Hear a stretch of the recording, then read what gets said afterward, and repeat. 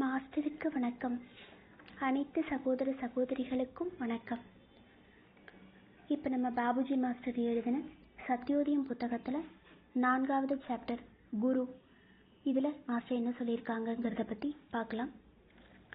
First, யார் உண்மையான குரு? கடவுள் மட்டும்தான் நமக்கு உண்மையான குரு. ஆனால் கடவுளினுடைய சக்தியை பயன்படுத்தி கடவுளினுடைய நேர் வழிகாட்டுதலின் கீழே இயங்கக்கூடிய மக்கள் இருக்கிறாங்க. ஆனால் அவங்க கடவுளினுடைய அந்த வல்லமையின் கீழே நேரடியாக இயங்குறாங்க. ஆனால் அவங்க கடவுளாக இயங்குறதில்ல. அப்படிப்பட்ட ஒருத்தர் மட்டும்தான் கடவுளினுடைய வெளித்தோன்றலாக இருக்கிறாங்க. அந்த வெளித்தோன்றல் அப்படிங்கிறவங்க தான் குரு. கடவுளினுடைய ஒரு ரிஃப்ளெக்ஷனாக இருக்காங்க. காட் அப்படிங்கிறதுக்கான ஒரு அப்ரிவேஷன் என்ன அப்படின்னா, ஜி ஃபார் ஜெனரேட்டர், ஆக்குபவர். எதை உண்டாக்குறாரு? அவர் நமக்கு அன்பு, கருணை, கனிவு, இரக்கம், அறிவு, தெய்வீக சக்தி, இதை எல்லாத்தையுமே நமக்கு உண்டாக்கி தராங்க. அடுத்தது ஓ ஃபார் ஆர்கனைசர், காப்பவர். நம்மளுடைய வாழ்க்கையை சரியான விதத்தில் நடத்துறதுக்கு நம்மளை ஒழுங்குபடுத்துகிறாங்க. டி ஃபார் டெஸ்ட்ராயர், அழிப்பவர். நம்மளுடைய எல்லா விதமான ஒரு தேவையற்ற எண்ணங்கள், உணர்வுகள், செயல்கள், இதை எல்லாத்தையுமே அழிக்கிறாங்க. அவங்க தான் குரு. ஆன்மீக சாதனைங்கிறது நமக்கு தெரியாத இடத்தை நோக்கிய ஒரு பயணம். அப்போ யார் ஒருத்தர் அவங்க அந்த பாதையில் போய் திருப்பி வந்திருக்காங்களோ அவங்க தான், அந்த ஒருத்தர் தான் தன்னை சார்ந்தவங்களையும் அந்த பாதையில் வழிநடத்தி போகிறதுக்கு ஒரு தகுதியானவங்களாக இருக்க முடியும். அப்போது அப்படிப்பட்ட ஒருத்தர் சமஸ்காரங்கள்லேருந்தும் அறியாமையிலேருந்தும் விடுபட்டிருந்தால் மட்டும்தான் மற்றவங்களையும் இது எல்லாத்துலேருந்தும் விடுவிச்சு கூட்டிகிட்டு போக முடியும். இந்த நவீன உலகத்தில் எல்லா பாடங்களையும் படிக்கக்கூடிய, நமக்கு கற்பித்து கொடுக்கக்கூடிய ஆசிரியர்கள், குருமார்களை நாம் பெற்றிருக்கிறோம் இல்லையா? ஆனால் நம்மளை ஆன்மீகத்துக்கு வழிநடத்தி போகக்கூடியவங்க ஒரு சிலர் மட்டும்தான் இருக்காங்க. அப்போது அப்படிப்பட்ட குரு எப்படி இருக்கணும்? ஒரு தாயை போல, தந்தையை போல, ஆசானை போல அன்பு செலுத்தி நம்மளை ஒழுங்குபடுத்தி லட்சியத்திற்கு கூட்டிகிட்டு போகக்கூடியவராக இருக்கணும். இப்போ நமக்கு லட்சியம் என்ன அப்படிங்கிறத நாம் தீர்மானம் பண்ணியாச்சு. ஆதி மூலத்தை அடையணும் அப்படிங்கிறது. அதுக்கான வழிமுறைகளையும் மாஸ்டர் நமக்கு சொல்லிட்டாங்க. இப்போ நமக்கு ஒரு பொருத்தமான வழிகாட்டியை கண்டுபிடிக்கிறது தான் அதில் தான் நாம் இப்போ கவனம் செலுத்த வேண்டிய ஒரு செயலாக இருக்குது. இப்போ அந்த வழிகாட்டி எப்படி இருக்கணும்? நம்மளை அந்த மெய்மை நிலையை அடையிறதுக்கான பாதையில் வெற்றிகரமாக கூட்டிகிட்டு போகக்கூடியவராக இருக்கணும்.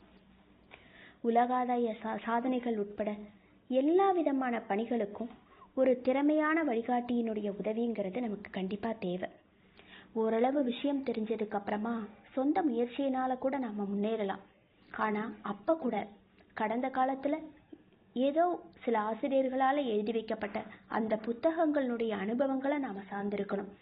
அப்போ கைடன்ஸ் இல்லாமல் எப்பேற்பட்ட விஷயங்களும் நமக்கு சாத்தியப்படாது. இப்போ இந்த ஆன்மீகத்துறை அப்படிங்கிறது ஒரு முற்றிலும் மாறான ஒன்று. இந்த துறையில் நாம் முன்னேற்றம் அடையும் போதும் சரி, மேல் நிலைகளை அடையும் போதும் சரி, நமக்கு குருவினுடைய, அதாவது மாஸ்டர்னுடைய தேவைங்கிறது நமக்கு இன்னும் அதிகமாகிக்கிட்டே தான் போகுது. இப்போ இந்த விஷயத்தில் நாம் புத்தகங்கள் நமக்கு பயன்படுறதில்லை. புத்தக அறிவுங்கிறது மேம்போக்காக நம்ம விஷயங்களை தெரிஞ்சுக்கிறதுக்கும், இதே ஆன்மீகத்துறையில் ஒரு அழகான ஒரு சொற்பொழிவுகளை செஞ்சு ஒரு விவாதத்தில் ஈடுபடுறதுக்கும் வேணால், அதில் வெற்றி பெறத்துக்கும் வேணால் அது உதவலாம். ஆனால் அதன் மூலமாக, அந்த புத்தகத்தின் மூலமாக ஆன்மீகத்தை நடைமுறையில் நாம் அணுக முடியாது. புத்தகங்கள்லேருந்து நமக்கு கிடைக்கக்கூடிய அந்த அறிவை அடிப்படையாக வச்சுக்கிட்டு ஒரு யோக பயிற்சியோ ஒரு சாதனையோ நாம் செய்கிறோம் அப்படின்னா பெரும்பாலும் அது நம்மளை ஒரு தவறான வழியில் தான் கூட்டிகிட்டு போகுது. இது ஆன்மீக முன்னேற்றத்திற்கு ஒரு தீங்கு விளைவிக்கக்கூடியதாகவும் இருக்குது. திறமையுள்ள ஒரு குருவினுடைய ஒரு ஆதரவும் உதவியும் மட்டும்தான் நம்மளை அந்த கடைசி லட்சியத்திற்கு நம்மளை கூட்டிகிட்டு போகும் அப்படிங்கிறத சொல்கிறாங்க.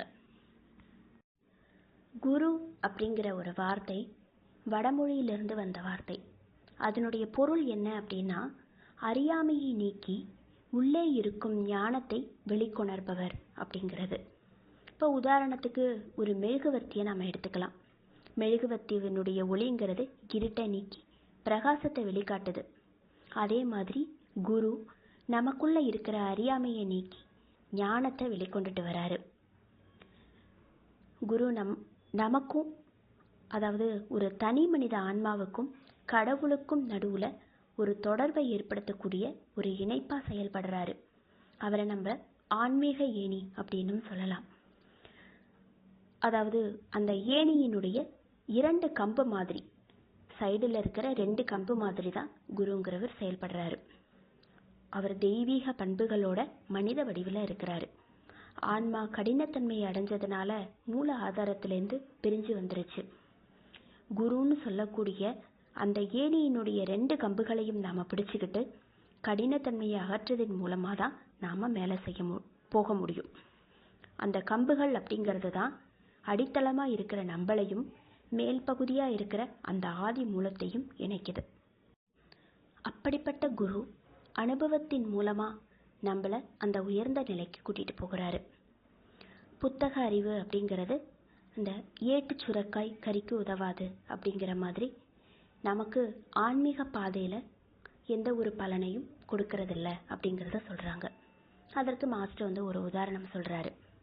ஒரு பேரும் புகழும் பெற்ற பாரசீக கவி, ஆன்மீகத்தை பத்தி 18 நூல்கள் எழுதியவர் மௌலானா ரூபி அப்படிங்கிறவர் ஒரு சமயம் ஒரு பெரிய மகான் கிட்ட இருந்து ஆன்மீக பயிற்சி பெறறதுக்காக அவரை தேடி போயிருக்கிறாரு. ஆனா அந்த மகான் என்ன சொல்லியிருக்கிறாரு அப்படின்னா, இவர்கிட்ட இருக்கிற புத்தகங்கள் எல்லாத்தையுமே ஆத்துல தூக்கி போட்டுட்டு வரணும், என்கிட்ட நீ ஆன்மீக பயிற்சி பெறணும்னு விரும்பினன்னா அதை செய்யன்னு சொல்றாரு. அதற்கு அவரு தன்னோட ஆயுள் முழுவதும் செய்த அந்த உழைப்பு வீணாயிடுமே அப்படின்னு எண்ணதுனால இதற்கு அவர் சம்மதிக்கல. பல தடவை அந்த மகானை அணுகி இதை சொல்லி தன்னுடைய விருப்பத்தை தெரிவித்த போதும் அவருக்கு அவர் ஒரே பதில் தான் சொல்லியிருக்காரு, எல்லாத்தையும் தூக்கி போட்டுட்டு வா அப்படின்னு. வேறு வழி எதுவுமே கிடைக்காதனால மகானுடைய நிபந்தனைக்கு கீழ்ப்படிஞ்சு தன்னுடைய எல்லா புத்தகங்களையும் தண்ணீர்ல எரிஞ்சிட்டு அவருடைய சீடராயிருக்கிறாரு. பயிற்சி மார்க்கத்துல அனுபவபூர்வமான பயிற்சியின் மூலமா தான் உண்மையான அந்த மேன்மை உணர்வு அப்படிங்கிறது வருது. அதுக்கு அறிவும் புலமையும் கொஞ்சம் கூட பயன்படாது அப்படிங்கிறத சொல்றாங்க. ஆனா ஆன்மீக துறையில ஈடுபடுறவங்களுக்கு குரு அல்லது மாஸ்டர்னுடைய உதவிங்கிறது ஒரு இன்றியமையாத ஒண்ணு, தவிர்க்க முடியாத ஒண்ணு. ஆனாலும் சில மகரிஷிகள் தன்னுடைய சொந்த முயற்சியினால கடவுள்கிட்ட நேரடியா சரணடைந்து பூரணத்துவத்தை அடைஞ்சிருக்கிறாங்க. ஆனா இந்த மாதிரியான உதாரணங்கள் ரொம்ப கம்மி தான். இந்த மாதிரியான வழி உண்மையாவே ரொம்ப கடினமான வழி அப்படிங்கிறத சொல்றாங்க. ஒரு அசாதாரணமான தன்மை அருளப்பட்ட ஒரு சிலரால மட்டும்தான் இந்த வழியை பின்பற்ற முடியும். குருங்கிறவர் தான் கடவுளையும் மனிதனையும் இணைக்கக்கூடிய ஒரு பாலமா இருக்காரு. அவர் மூலமா மட்டும்தான் நம்மளால கடவுளை அடைய முடியும். வழியில இருக்கிற எல்லா சிக்கல்கள்லேருந்தும் நம்மளை விடுவிச்சு நம்மளை கூட்டிட்டு போகக்கூடிய ஒரே சக்தி அவர் தான். குரு அப்படிங்கிறதுக்கான ஒரு அப்ரிவேஷன் என்ன அப்படிங்கிறத பார்க்கலாம். G for giver, U for understands, R for regulates, U for ultimately. giver அப்படின்னா அவர் நமக்கு எதை கொடுக்குறாரு? அறிவு, ஞானம், தெய்வீக சக்தி, இது எல்லாத்தையுமே கொடுக்குறாரு. அண்டர்ஸ்டாண்ட்ஸ், மௌனமான மொழியில கூட நம்மளுடைய உள்முக தேவையை புரிஞ்சுக்கிறவரா இருக்கிறாரு. ரெகுலேட்ஸ், நம்மளுடைய மனதையும் வாழ்க்கையும் ஒழுங்குபடுத்தக்கூடியவரா இருக்கிறாரு. அல்டிமேட்லி, இறுதியா தெய்வீகத்தினுடைய இருப்பிடத்திற்கு நம்மளை கூட்டிட்டு போகக்கூடியவரா இருக்கிறாரு. அறிவு, ஞானம், தெய்வீக சக்தி, இது எல்லாத்தையுமே கொடுத்து நம்மளுடைய உள்முக தேவையை புரிஞ்சுக்கிட்டு நம்மளுடைய மனது, வாழ்க்கை எல்லாத்தையுமே ஒழுங்குபடுத்தி கடைசியா அந்த தெய்வீகத்தினுடைய இருப்பிடத்திற்கு நம்மளை கூட்டிட்டு போகிறாரு. அவர் தான் நம்மளுடைய குரு. மாஸ்டருக்கு நன்றி. அனைத்து சகோதர சகோதரிகளுக்கும் நன்றி.